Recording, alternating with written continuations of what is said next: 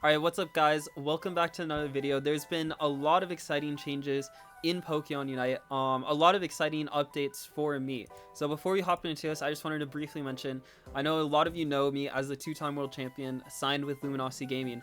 There's actually been a lot of drama with Luminosity, and I'm no longer signed with them, not because of the drama, but because I'm actually moving to Asia. So I don't want to clog the intro with all this, but if you're interested, I'm going to talk about this a little at the end of the video, and there will be a video in the future talking more about it. But I actually did sign with another org that I have not revealed yet, so stay tuned on Twitter if you want to see the cool announcement that I'm going to do.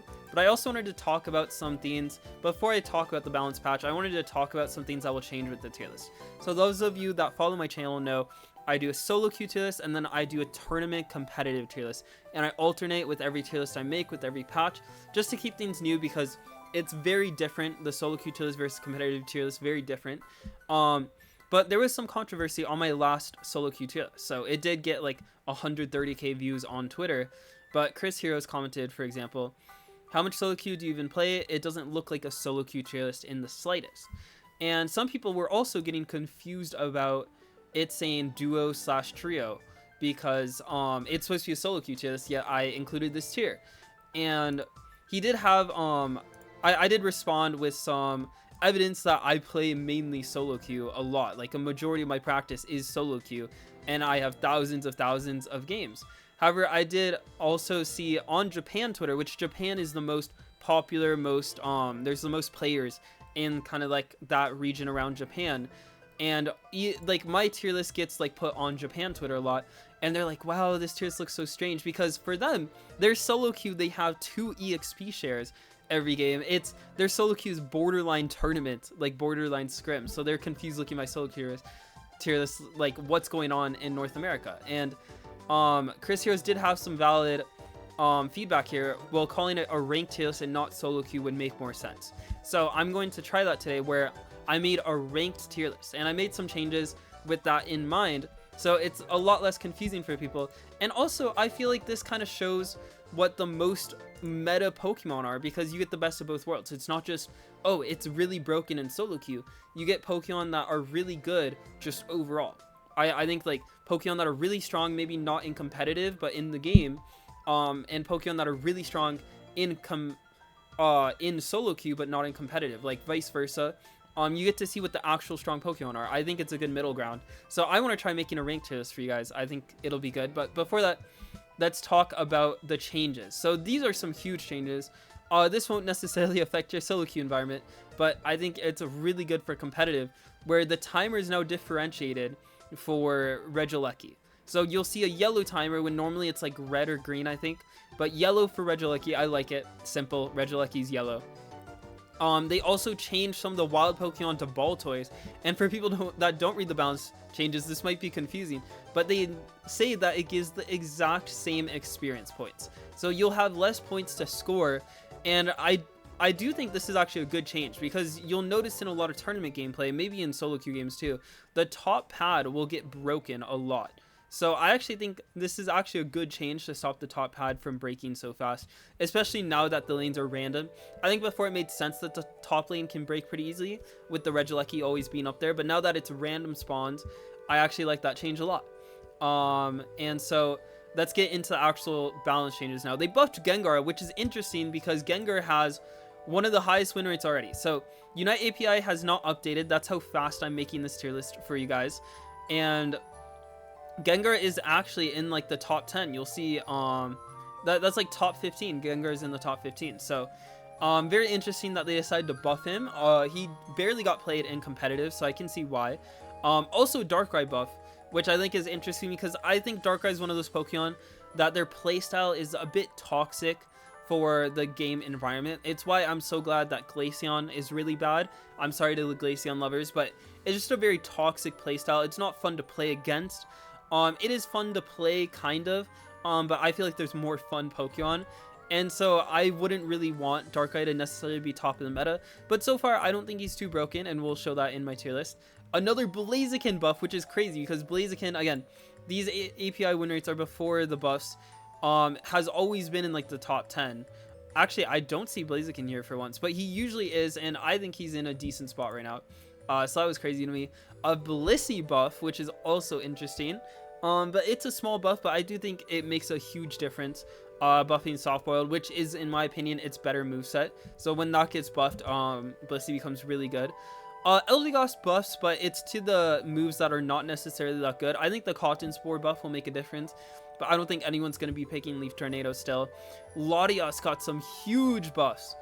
So actually, before this came out, they said in like the balance changes before this actually got implemented in the game that Latias would get a level 7 Unite move, but they changed their mind before they released the patch. Latias would have been the best Pokemon in the game, I think, if it got a level 7 Unite move. It'd be the first Pokemon to get that. But they just basically made it more of a support, which is good. Learning its like first move at level 4 and stuff, but they didn't change the plus moves, which is weird. But level 4 and 6 I think is a really good change. The one downside is this does make Latias the potential for a carry attacker instead of EXP share. They buffed Mr. Mime, which I'm really happy about. Those of you that follow my channel know Mr. Mime is my most played Pokemon. I won NEIC using it when it was decent in the meta, but it hasn't been good in the meta since, so I was really sad about it. So I'm really happy to see these Mime changes. You'll see me spamming it. I'm going to get my gold badge on Mime now. Maybe make a Mime guide video. So if you want to see that, make sure to subscribe, like, all that jazz. Raichu got a nerf, which was much needed, but a very small nerf, and then they buffed the other moveset, which is just gonna make it so you can go start Power when Electro Ball is really bad. And so I think this is actually an overall buff to Raichu, and it's gonna be even better than it was before. Palmot got a nerf, which is, I think, deserved, honestly. Like, the pro players that were playing it were making it very, very powerful at the highest level. I don't know how Palmot was looking in your solo queue games, but I think it's pretty strong. I do think it takes quite a bit of skill. Empoleon got some much needed nerfs. It was way too strong. I think these nerfs are actually like really good. Like, they're like really in the right direction. Maybe a little more nerfs would have been good, but I actually think like these nerfs have balanced it completely. From being the best Pokemon in the game, now I think it's actually balanced. Venusaur got some nerfs, but they did not revert. So the change that made Venusaur Solar Beam really OP was that they gave it like an execute, but they have not reverted that. So that's interesting. They just nerfed the damage a little. I don't think this will affect Solar Beam much, but this is the big change, Petal Dance. Venusaur's strength has always been that it can flex between both movesets, but I actually think this change might completely kill Petal Dance. I cannot see Petal Dance being good, being viable with these changes. It's a huge nerf. Starting off with 10% less movement speed right when you use the move is going to affect it the entire cooldown. And then having the cooldown longer when it relies on having Petal Dance up all the time, I think is also an issue. So you can make it up for it with like CDR items and emblems, but then like you're losing out on damage that you had previously. So I think it's going to make Petal Dance so much worse. Dragonite got some nerfs, which I think is interesting. They're always slightly buffing or nerfing Dragonite in every patch for some reason. Pikachu got a nerf as well. Slowbro got a nerf, which I thought was interesting because I do think it's like pretty toxic in a duo/trio environment, but it's not very good in competitive, so it's just gonna make it worse in competitive. And Mega Lucario, honestly, I would classify this as a buff. Maybe at the highest level, it's a nerf, but it's just some bug fixes. This is basically a bug fix where like people were canceling their close combat, and close combat's really important to not cancel.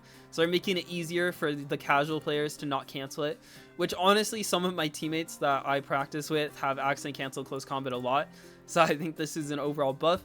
And they fixed a bug where a lot of the supports were doing less damage and Empoleon was doing too much damage. So this is another Empoleon nerf, and this is a pretty big buff to these supports that were doing 8% less damage. It's basically an 8% buff to how fast they can farm, which I think is important, honestly, more important than people think. But without further ado, let's get into the tier list. So they released Mega Charizard yesterday, and I played ladder all day, and I was getting clapped by this Pokemon. Now, before you get into the tier list, I do want to say that when I make a tier list this close to the patch, I'm making this tier list literally the day after the patch, the day that Charizard got released. So this is more of my prediction on what will be good. I fully recognize that this tier list in like a week from now will probably be wrong. There will probably be things that are wrong, but I think that it will be like 70 to 80% correct. So this is my prediction. on like the meta read of what the patch will entail. And I'd say it's usually correct. Like there's going to be like 20% wrong, but I think that's good for a prediction, you know. Most of it will be correct, but that's because I want to get it out to you guys as fast as possible. And there's some confusion with that because usually I'd wait like 4 to 5 days, because each day I wait, the more accurate my prediction will be. And there will still be stuff wrong, as like when the patch is out for a month, you know, people discover things about it that no one knew at the start. But I just realized that like some people don't realize that, so I'm just gonna pump these videos out as soon as possible for you guys. Like literally the day after the patch with my prediction, so people will recognize that it's more of a prediction, and maybe a little more stuff will be wrong, but I am still confident I'll be right about a lot of stuff. And you guys will, I think it'll impress more people that were confused, because before I'd wait a couple days, but now I'm doing it right away so people can see how right I was at the end of the patch. And I'd say I'm probably 70 to 80% accurate on every patch when I look back on it. And so let's start getting into the top tier Pokemon. So the things that will change with ranked are they can be good in solo queue, but they can also be good in a team environment. So a lot of people play with their friends duo trio, and that's what this ranked Pokemon tier list is about. Pokemon that are good in duo trio will just meld in with the rest of the Pokemon. And the other thing you can see here is EXP share tier. I made an EXP share tier because you'll be surprised. I feel like a lot of my YouTube viewers already know how important EXP shares are, especially if you follow me. I'm the tank player. I innovated the 2 EXP shares that you see in every tournament. I was the first one to do that. Everyone copied me on that. When I won Worlds the first time, I ran double EXP share. I was the first to run EXP share on tank. Everyone's copied me since. I'm the EXP share guy. But on Twitter, when I post, people will be like, oh, like tanks and supports are not that good. Like, and they're like, we shouldn't run EXP share. Like, there's still so many people I don't realize. So I want to start hyper fixating in these videos for those people I don't know. You want 2 EXP shares every game. Please, if you see your team lock in like 3 like carry Pokemon that don't have EXP shares, be the one to lock in EXP share for your team, and the game will be much easier. I would much rather a defender and a support every game on my team than all top of like these 5 Pokemon you see at the top: Luca, Blaziken, Raichu, Charizard, Dodrio. I'd much rather have like a Hoopa and like a Snorlax instead of 2 out of those 5 Pokemon. Even though those are the most meta Pokemon, there's a limited amount of experience in the game, and EXP share just creates infinitely more EXP for your team. And for example, in Japan, the best region to practice in the world, their randoms will play EXP share every game. So these are very important. And I realize that maybe like I'm not doing the best job of teaching these viewers about that, because I was including the defender and supports throughout the tier list. But now I'm going to do its own tier where they're ordered by how good I think they are in ranked or competitive. So people, maybe a competitive, I won't separate them, but for my ranked tier list, they're in their own separate tier. All of these EXP share Pokemon together. So I can tell people, hey, play 2 of these. These are the best EXP shares. You should play these every game. Please play them. It makes the game way easier when you play an EXP share. And these are really good. You want them, like, I'd rather have a Suicune over a Mega Lucario on my team any day of the week. It makes the game way easier. An EXP share, let me clarify, play EXP share. But yeah, sorry for the rant. Sorry for the tangent, but I'm just really saddened by how bad NA solo queue has been recently. It's been a nightmare to play, honestly. And I usually enjoy NA solo queue, but it's getting worse and worse with every season. Obviously, I think there's less and less players playing the game, but because of that, with the players we have left, let's try to teach them, guys. Let's try to teach them how to play the game. So Mega Luca didn't receive any nerfs, was already really broken on release. I'm saying it's the best Pokemon in ranked, mainly because it has a really good secure. So like, for example, Mega Charizard just came out. I think Mega Charizard is the strongest team fighter in the game when you have that Unite move. But again, people can run away from the Unite. You can get stunned during the Unite. That's a big weakness of Mega Charizard. And you don't have a secure. So having a secure, I think, really helps you in that ranked tier list. And so that's why I have Mega Lucario and Blaziken that just got that buff above Charizard. And I actually think Raichu is really strong. So this is another thing that's different from my solo queue tier list. Usually I don't have attacker Pokemon this high up, because you cannot carry a game by yourself on Raichu. You will get targeted by a Dodrios or some other Pokemon that can dash a lot, and they will kill you. But if you're in duo queue, if you have a Blissey teammate that will Bliss Unite move when you're in trouble, if you're in trio queue, which does that encapsulates with the ranked tier list, then you can actually carry a game 2v5. And that's why I have Raichu this high up when I didn't have any attackers this high up before. That's one of the big changes, is attackers are really good in ranked in general, not in solo queue, but with a trio, with a really coordinated team, they're really good, right? And so Dodrio, I think, is again the strongest solo queue Pokemon in the game, but it's actually really strong in duo trio too. It does the same thing in duo trio where like you can just win the game by yourself by scoring points. I think it does all the same things I mentioned previously. And Zacian, I think the strength of Zacian is to be able to make any game a 50-50, to flip. There's a couple of Pokemon here I want to highlight that I have so high up because I think they enable you to flip no matter what. You can flip a game, make it 50-50 by getting the Groudon. Actually, with the new Groudon buff, you don't guarantee win the game now, compared to Rayquaza, but I still think getting Groudon is very, very strong, potentially just as strong as getting Rayquaza. So, for example, Blissey Unite on your Zacian that's flipping, or Blaziken Mega Luca that's flipping, I think you can guaranteed flip the Groudon and out-secure the enemy team. I think Crustle is really good at flipping, that's why I have it as like the highest first defender in the game. I think Cream is really good at flipping, so I personally don't think Alchemy is that strong and competitive unless you're trying to play a full flip comp, which some teams do. But besides that, it's really not strong. But I have this hype because you can flip the game. Same with Ho-Oh. It actually has a high win rate. I don't have it too high up on support tier list here, but you can see Ho-Oh is in the top 15 consistently. I think just because it enables you to flip, and that's really strong because Groudon gives you 4 times score speed, but more importantly, 50% more damage, which is way more than Rayquaza. Rayquaza only gave it to one of your moves, and I think it was like a 30% buff or something. So Palmok got nerfed, but I'm going to predict it's still pretty strong. These nerfs didn't look too bad for it. I still think it's pretty good. Yeah, they nerfed the cooldown by 1 second, 10% damage decrease, but honestly, the other move is also good, so you don't always have to go Supercell Slam. And then they actually buffed the cooldown of Thunder Punch, so I think like they just nerfed one move. I think Palmok will still be strong. And yeah, so like these supports, Latias got a huge buff. I do want to highlight that Latias could be played as a carry, I'm not sure, but I'm just putting it in the EXP share tier for now. But it could be a really strong carry without EXP share, so feel free to try that because you can build your stacks so early on. But like this Latios duo, I think is going to start terrorizing ranked in the next couple weeks. People will realize how strong it is, and it will be a nightmare to deal with. Mime, I just think Mime is such a solo queue menace. It's so good in solo queue.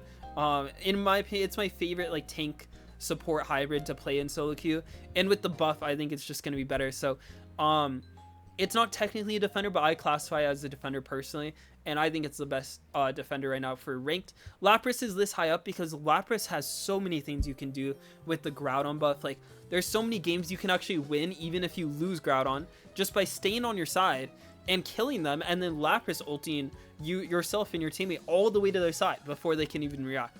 And so Lapras has so many cool things you can do with it. It's always been good in solo queue. Yeah, even with the Slowbro nerfs, I have it like higher than a lot of these tanks and supports just because that Slowbro Unite move is so strong.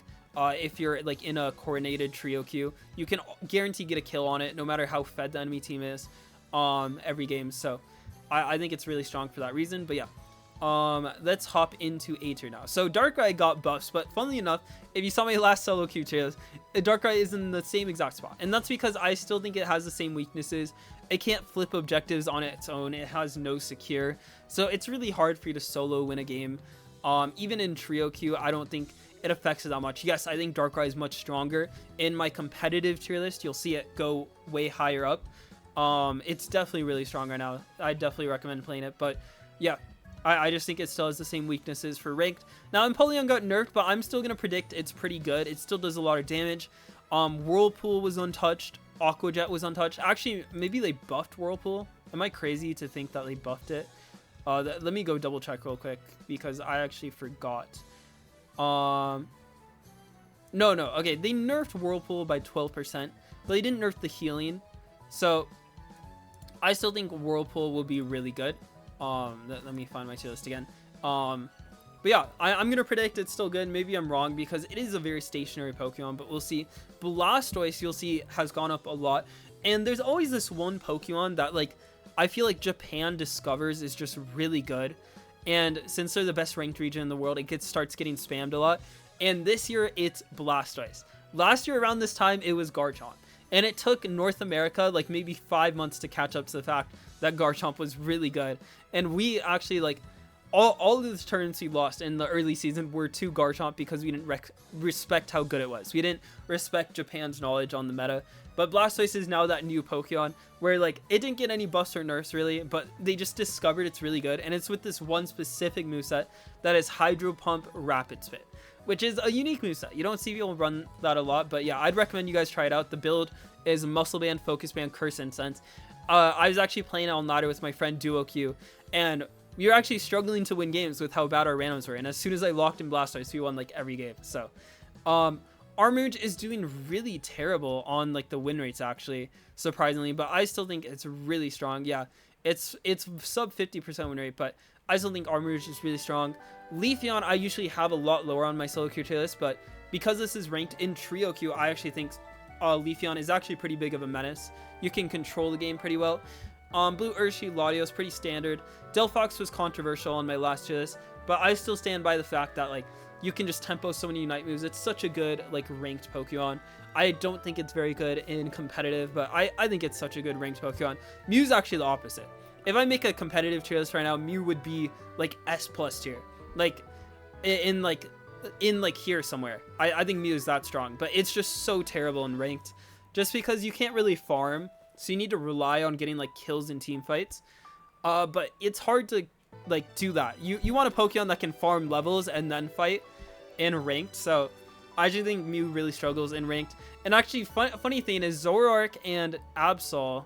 Absol I have decently high up still, but Absol actually is a bottom 4 win rate in the game, and Zoroark is not much farther behind. It's like bottom 15. But obviously win rates aren't everything, so I personally think it's still good. And Cinder and Espeon, Cinder is just a Pokemon that's really good with the support. I think you specifically really want Blissey or Alchemy with Cinder and not any other support. I think playing any other support pocket with Cinder is troll, but those two with Cinder are so strong. You can really win a lot of games with it. Another reason I have Cinder this high up is because you can flip objectives really easily with Cinder. You get that space and you just full flip the objective and Unite move. Actually, I feel like a lot of my losses are to Cinderace this season just because of that fact, because my randoms don't follow up with me. But yeah, another interesting Pokemon you'll see here is Dragapult is actually doing really well. Usually it's in the bottom 5 win rates, but you'll see it's actually pretty high up. I can't even find it right now. Maybe I missed it, but it's not in the bottom 10 win rates, I'm pretty sure. So it got a lot of buffs, and the buffs finally paid off. I actually think its Secure is so good with Dragon Breath. This is specifically with Dragon Breath, Dragon Dance, in my opinion, is the strongest moveset to go by far. Phantom Force is okay, I guess. I guess it's matchup dependent which one you go, but I think it's Dragon Breath every time. Dragon Breath does so much damage right now. It's actually a really good Secure, and it now gets access to really good Secure at level 5. When before it didn't have anywhere near a Secure until like level 9, and then its Unite move is okay at securing. But I think like having that securing move for early game is actually really good for it, and it's elevated a lot in my opinion. Is it good in competitive? Fuck no. Do not play Dragapult in your tournaments. But I think it's a good ranked mon. And Greedent has always been doing good in ranked. It's actually a ranked demon. Let me show you guys this. It's like top 15. And I do want to show you guys that Rapidash is actually above Greedent. But what I want to highlight here, I still have Rapidash really low. And this is where like these other percentage rates come in. They're the ban rate and pick rate. Because if you look, Rapidash is a bottom 7 played Pokemon in the game. It only has a 3% pick rate. So that's like, this is only the top 10,000 players. So that's like maybe like 300 people playing it, like the percentage. So its high win rate here is like pretty fraudulent in my opinion, because it has such a low pick rate that you can't really base off it. And the same goes for Phalanx, guys. So Phalanx is bottom 3 win rate, but you'll see that it's 1% played. It's played by 100 people. So in my opinion, the win rate on Phalanx doesn't show actually like how good or bad it is. So just keep in mind, like, these win rates are good when like there's so many people playing the Pokemon. Like for example, Empoleon is second most picked in the game, most banned in the game, and it was the highest win rate. Again, this was before the nerf, and so you can confidently say it's the best Pokemon because this is literally like 3,800 people played it. So like that's a good like estimate. But when you get down to like these hundreds, especially like 100 people, it's not going to be a fair like percentage of how good the Pokemon is. So you do have to take it with a grain of salt. But yeah, I have like these Pokemon that are like Meowscarada is not very good in tournaments, but I think it's a ranked demon, so I have it pretty high up here. And then unfortunately, in F tier, I have Mewtwo Y as the worst actually. I think Mewtwo Y, at first people were like, hey, maybe it's around like B, A tier, like still, but like no, I think it's completely terrible. Every pro player has completely dropped it. They have not played it at all. Side Strike's still an okay ability, but besides that, it brings nothing to the table. And these Mewtwo's are just like really, really bad at farming. They're just like, they hit farm so slow when their Mega Gauge isn't full. And like taking away an item from them too, I think really, really hurt them. But honestly, I think Mewtwo X is a little more playable and competitive than ranked. It's kind of like Mew, but I actually think it's strong in team fights and stuff. But it's just so terrible at farming that like you're never gonna have fun with it in ranked. Honestly, you're never gonna win a lot. And yeah, like these other 3 Pokemon, otherwise like these 4 Pokemon, I don't even have it as F tier. I have it as don't play tier. Just don't play. Usually in these tier lists, I say like every Pokemon's playable, you know, like you can play every Pokemon and win a lot. But I think like they're introducing like, to be fair, I think this meta is pretty balanced, but I think there's starting to be more and more like broken Pokemon like that are balanced. Like there's like, don't get me wrong, there's like 20, 30 of these broken Pokemon, but like I do think they're like really outclassing these bottom tier Pokemon, and it's going to be really hard to win with these. So just don't play. And you guys will notice I have Scissor and the blue Urshifu form here because I combine them. So some people are like, oh, why is Scissor not on your tier list when Scyther is? I'm counting Scyther and Scissor in the placement on the tier list, and the same is with Urshifu. But yeah, Gengar got a huge buff, so I wanted to highlight Gengar as well. I think Gengar was already a ranked demon. Now it's honestly competitively viable with the stats they've given it. Which it has to have really good stats to be competitively viable. So I don't think it's like that broken where like you can play it every game in competitive, but I think there are some good like Gengar games. And yeah, I don't think there's any like other weird Pokemon I want to highlight here. I feel like a lot of them are in near standard positions of where I normally put them in my tier list. But let me know if you guys agree or disagree with this tier list. If you like the new layout, make sure, you know, to comment if you like it or not, if you want me to go back to only solo queue tier list. But I kind of like the idea of doing ranked tier list for you guys. I think it honestly is more accessible, more teachable to the casual players. So let me know if you guys enjoyed it. And for those of you that stayed until the end, I will talk about this kind of move. So I made this post on Twitter. I'm not going to read the whole thing, but I'll basically summarize it for you guys. My contract with LG ended, and I have the opportunity to play in the Olympics in Taiwan. And so because of that, I want to practice with the Olympic team over there, obviously. So I want to be over there for the whole season. So I decided to play, you know, Asia Champion League. Is like this big like MSI kind of tournament. If you follow League, you'll know what MSI means. But we competed in ACL last year, but it's basically like this huge, like it's borderline worlds for these Asia teams. But you like a lot of like the West teams are not invited. You have to like win LEIC when before you couldn't even go to this Asia Champion League. It was like just kind of their own circuit.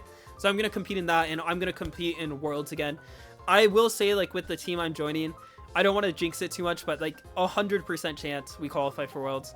Maybe I'll say 99% not to jinx it, but it's very hard to not qualify for Worlds with how the system goes over there. So you guys will see me at Worlds with this Asia team that I'm going to join. And my contract with LG ended, and there was a bunch of drama with LG. Basically, they were bought out by a different company and stuff. And then like a lot of the ownership changed. So I had a lot of loyalty to the previous management. I like them a lot. But it's completely new management. I literally only know one guy that's the same over there. And so I'm moving on to a different org. LG probably wouldn't have signed me in Asia anyways because they're primarily NA. So I am sad to leave LG, but I'm excited for a new chapter. And I've already signed the contract, like I mentioned at the start, with the new org. I can't wait to share that with you guys. But I also put my resume of my achievements in North America while I was here. A huge list of achievements. So it really feels like the end of an era because the whole LG team did split, as you guys know. But I'll do a video of everything when the team announcement comes out. I'll kind of explain more of my thought process. But I did want to assure you guys that I'll keep making videos in English, and actually I want to like basically record my story going over there, because it's not like guaranteed I'll be there for forever. For now, it's just for 1 year. And so I think recording my story for you guys, it'll still all be English content, would be really cool. And a lot of people would have fun, you know, seeing my esports story over there. I can like commentate our games. I feel like this year I didn't really VOD review a lot of our games, because I didn't want like the competition to get more insight. But I actually feel like I can like just VOD review our tournament games after playing them while I'm over there. Number one, because like it's actually good practice. So like I feel like I'll improve so much even like a month after the VOD review, that like getting my insights won't necessarily matter for other top teams. And then second, like they don't, like a lot of them don't speak English, right? So like I can just kind of go over in English, and they'll like barely know what I'm saying. So like I actually feel like I can like go in depth for you guys about how it's going and stuff, and talk about it. So I think that's exciting. But I hope you guys enjoyed this tier list video, and I'll catch you in the next video, which will probably be in like 1 to 2 weeks. It'll either be another tier list, or it will be like my announcement with the new team and talking about like the future of the channel and like my future and everything like that. But yeah, I'm gonna compete in Worlds again. I'm really excited, and I'll catch you guys in the next video.